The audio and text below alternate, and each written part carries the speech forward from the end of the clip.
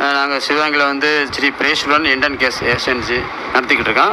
ஆனால் அந்த பிரேஸ்வரன் Indian case agency வந்து எங்கள் வீட்டுக்காரங்க பேர் சிந்தாமலன்ற பேரில் தான் அவங்க தான் டிஸ்ட்ரிபியூட்ரு. அதை நாங்கள் நடத்திக்கிட்டு இருக்கோம்.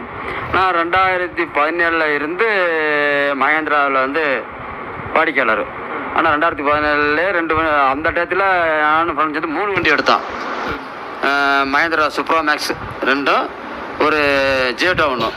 அப்புறம் அதுக்கு பிறகு நான் காலங்களாக ஏன்னா எங்களுக்கு வந்து இது உழைப்பு அதிகம். மற்ற மாதிரி சவாரி கிடைக்கும் போகணும் அப்படின்னு இல்லை.